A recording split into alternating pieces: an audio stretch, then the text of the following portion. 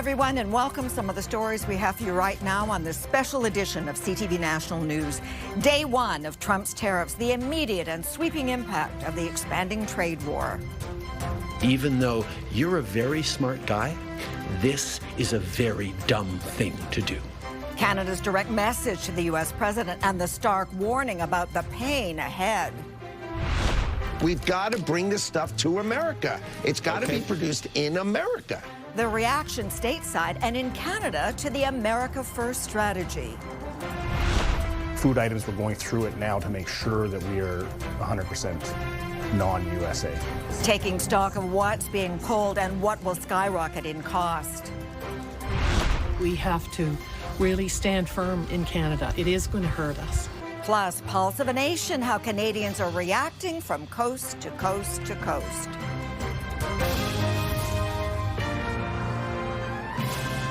CTV National News with Sandy Ronaldo. This is going to be tough, the words of Prime Minister Justin Trudeau in a strong speech this morning, reacting to those blistering 25% tariffs, speaking not just to Canadians, but Americans, and directly to Donald Trump. Trudeau saying Canada will not back down from a fight. We did not want this, but we will act. And he added there will be pain, and not just for us. And late today, the U.S. Commerce Secretary added some confusion, saying Donald Trump might meet Canada in the middle as soon as tomorrow. Now, here's what he told Fox Business. Both the Mexicans and the Canadians were on the phone with me all day today, trying to show that they'll do better. And the president's listening because, you know, he's very, very fair and very reasonable. So I think he's going to work something out with them. It's not going to be a pause, none of that pause stuff. But I think he's going to figure out, you do more, and I'll meet you in the middle some way. And we're going to probably be announcing that tomorrow. So somewhere in the middle will likely be the outcome. The president moving with the Canadians and Mexicans, but not all the way. All right, somewhere in the middle, announcing that tomorrow. If you are reeling, so are we. Fortunately, we have full team coverage with CTV correspondents right across the country, from British Columbia to Atlantic Canada and in the U.S. Capitol. But let's start in Ottawa with CTV senior political correspondent Mike Licouture. Okay, Mike. All right, what now with Howard Lutnick's comments? Talk to us about it. Yeah, as far as the Canadian officials who I've spoken to are concerned, nothing has changed despite those comments. And that's why the Prime Minister earlier today had a direct message not only for people on both sides of the border, but also for the U.S. President. Even though you're a very smart guy, this is a very dumb thing to do. Pulling no punches, the Prime Minister laid out the economic damage this will do to the continent. And he dismissed Trump's argument that this has anything to do with the flow of fentanyl into the U.S., calling it completely bogus. So we actually have to fold back on the one thing he has said repeatedly, that what he wants is to see a total collapse of the Canadian economy. Because that'll make it easier to annex us. Vowing not to back down, Trudeau announced counter tariffs on $30 billion worth of American goods. In 3 weeks, another $125 billion worth of U.S. imports could also face levies. Governments across the country are also looking at non-tariff measures. Ontario is one of several provinces removing American alcohol from province-run liquor stores. And the Premier is willing to go even further. If the Trump administration falls through on any more tariffs, we will immediately apply a 25% surcharge on the electricity we export. We will not hesitate to shut off their power as well. Danielle Smith is also upset, but she's ruled out export tariffs on Alberta energy. I've already said that we're not going to retaliate on energy. That is such an essential product for American consumers and American businesses. Opposition leaders also stood firm against the U.S. trade action, but had their own suggestions for how Canada should help respond to help Canadians. Counter tariffs must not be a cash cow for the government. Almost every penny of the tariffs collected should go to tax cuts, with a small sum set aside for targeted relief to workers hardest hit by the trade war. I'm calling on an emergency session of Parliament like we had in the pandemic. What we're witnessing could be worse than the pandemic, and very likely will be worse. The Prime Minister says instead of a relief package, the focus right now is to get American tariffs lifted as quickly as possible. And we're insulted, and we're angry, But we're Canadian, which means we're going to stand up for each other. We're going to fight. And we're going to win. In order to get that win, Trudeau is calling for continued unity right across this country and for everyone to continue to buy Canadian. Sandy? All right, Mike, thank you. Now hold that thought. Earlier today, we should mention that Donald Trump punched back, now threatening us with reciprocal tariffs, but who knows where that stands. CTV's Judy Trin is now in Washington. Judy, let's try to focus in on the impact of this trade war on Americans, because they'll be affected as well. That's right, Sandy. Tariffs are part of Trump's America First policy, but they could backfire. Donald Trump's decision to push 25% tariffs on Canadian goods was brought in under the guise of stopping the flow of illegal fentanyl. But its primary aim is to drive manufacturing back to the United States. We're going to try to start bringing cars back. We're going to bring back those great jobs. We're going to bring back production of enormous amounts of things. The U.S. also imposed tariffs on Mexico and China. Both countries are also retaliating. Tariffs are usually passed on from companies to consumers, driving up the price of products from home building to cars to fruits and vegetables. We depend on Mexico for a significant amount of supply. Those are categories where we'll try to protect pricing, but the consumer will likely see price increases over the next couple of days. The jobs of 13 million Americans depend on trade with its northern allies. But instead of reconsidering, Trump called Justin Trudeau governor and posted that the U.S. will counter Canada's retaliation with more tariffs. So today, the United States launched a trade war against Canada. At the same time, they're talking about working positively with Russia, appeasing Vladimir Putin, a lying, murderous dictator. America first or America alone? This trade lobbyist says the Trump administration may be improving its relationship with Russia to get through this. You will see the return to markets in the United States, undoubtedly, of all of those companies that face sanctions after Russia's invasion of Ukraine in 2022. Tonight, Trump will address a joint session of Congress. His theme will be renewing the American dream. He'll have to convince Americans that his tariff policy won't turn into a nightmare. Sandy. All right, Judy in Washington. Well, a nightmare certainly for the financial markets, closing the day deep in negative territory in response to the trade chaos. CTV's John Vennavally-Rao is working that angle. And John, start us off with what happened to the markets today.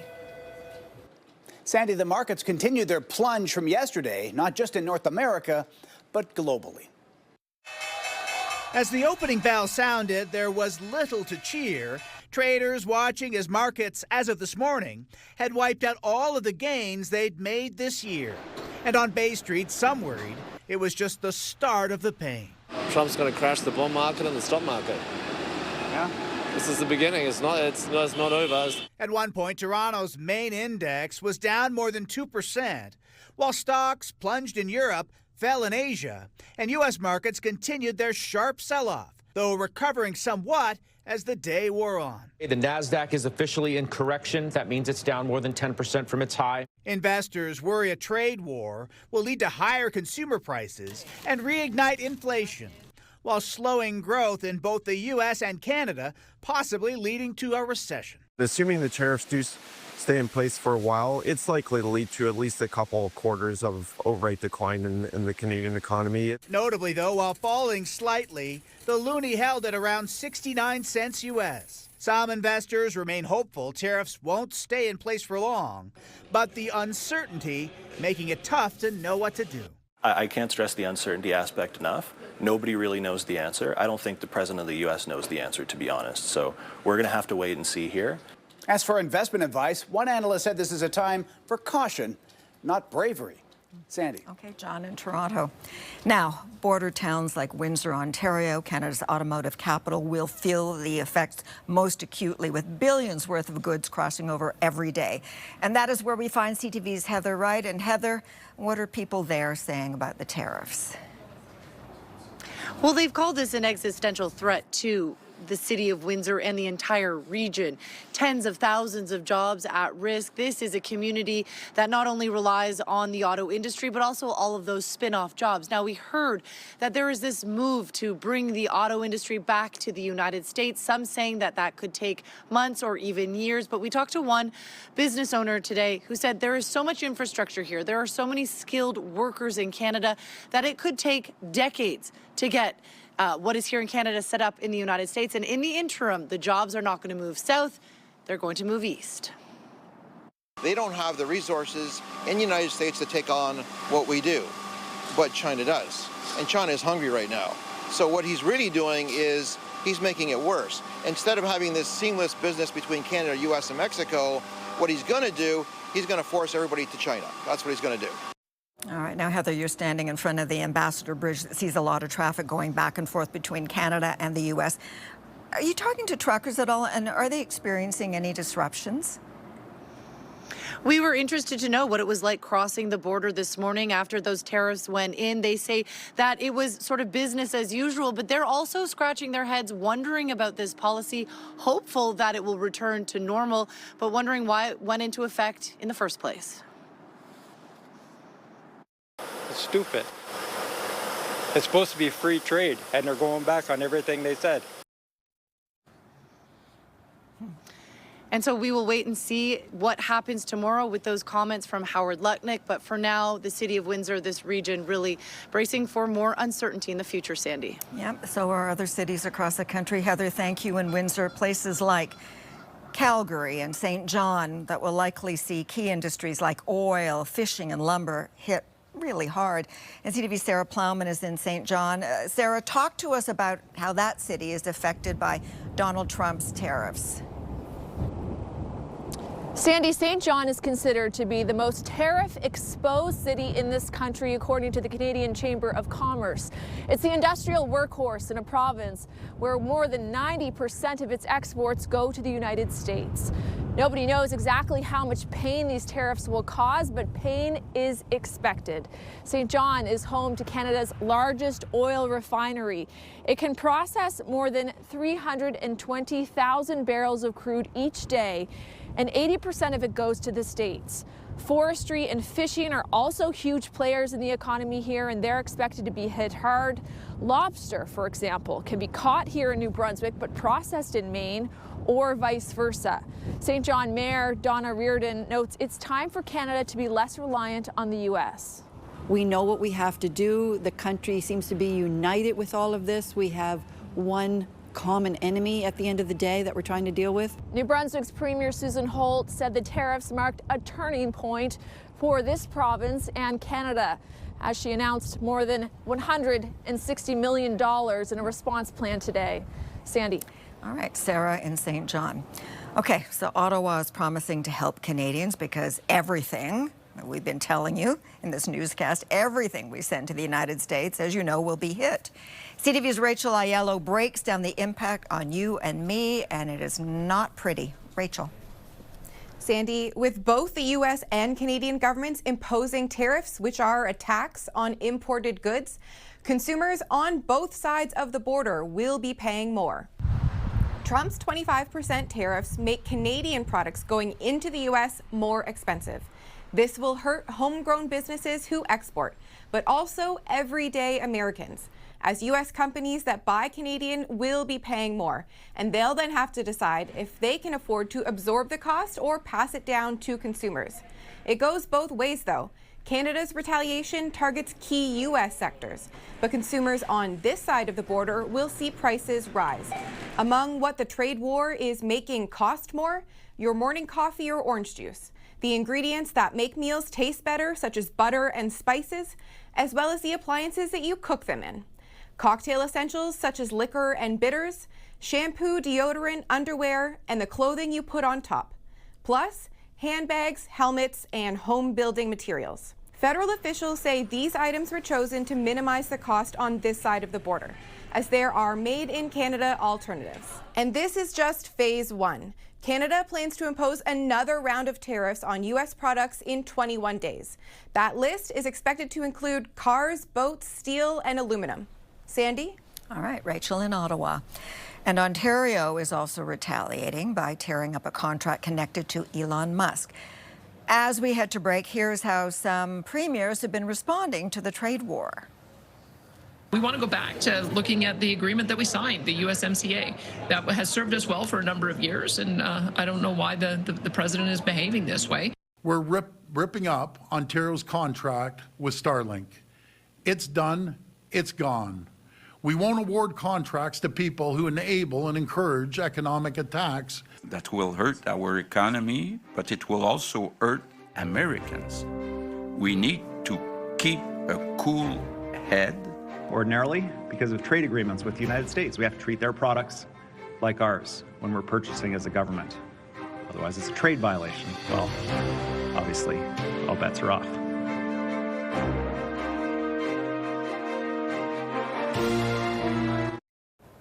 An angry protest against Donald Trump was held outside the U.S. Embassy in Ottawa today.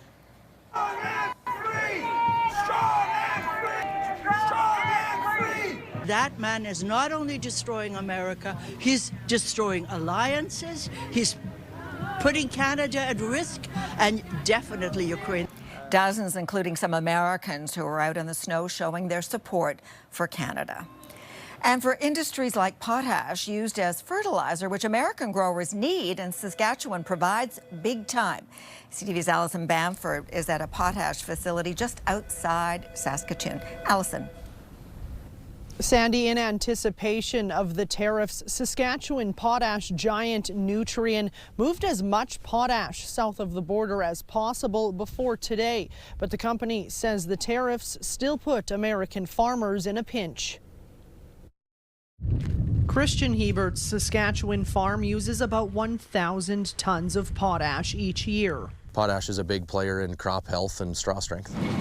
Potash contains potassium and is one of 4 macronutrients needed to grow a crop. It improves water efficiency and disease resistance. American farmers need it even more than Canadians, partly because of their soil and the crops they grow. Corn is a huge, very important crop, and it is a crop that demands a lot of nutrition. Millions of tons of fertilizer flow into the U.S. every year. Canada supplies more than 80% of the potash used on American farms. A 25% tariff gives farmers 2 options: increase their budget or cut back on fertilizer. If they try to cut back by 10 or 20% on the amount of fertilizer that's needed, that's going to have a direct impact on their yields. The timing of this isn't ideal either, with the spring planting season in the U.S. right around the corner.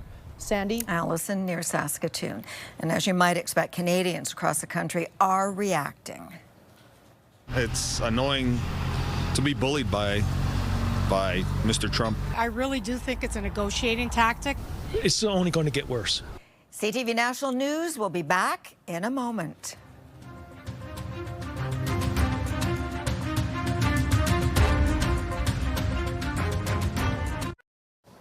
Another crucial sector of the economy bracing for impact is the lumber industry. American customers do rely on softwood from Canada. CTV's Andrew Johnson is at a sawmill in Chilliwack, BC, where people are taking a wait-and-see approach. Andrew. Sandy, sawmills like this one are already starting to reach out to their U.S. customers to see if orders are going to keep coming in at the start of a trade war that could seriously cut into their business. This sawmill, about an hour east of Vancouver, produces high-end exposed wood for timber framing. Nearly half of the billions of dollars of softwood lumber Canada sends to the U.S. each year comes from British Columbia. The Premier has called Trump's tariffs a massive threat and says American homes will become more expensive to build. The U.S. president claims America doesn't need Canadian lumber because that country has its own forests. But BC producers say the Canadian product is in a league of its own. It's just a way higher quality. Like, we're on the coast, and the species that we saw here are unique to this area. For one thing, you can't really buy it anywhere else, you know. And then in the interior mills, where there's a shorter growing season, the lumber is just superior to what they can manufacture in the U.S. And that is something that, you know, that we've heard from the U.S. customers. They want our wood. because it is a superior building product. In addition to today's blanket 25% tariff on Canadian products, the U.S. is also threatening lumber-specific levies that could take effect later this year. It all adds up to a lot of uncertainty at mills like this one. For sure. Sandy? Okay, Andrew, thank you. Canadians are shopping in solidarity. Buy Canadian. I want to spend money in Canada. We are shopping local where we can. Canadians and Canadian business take a stand. That story is coming up next.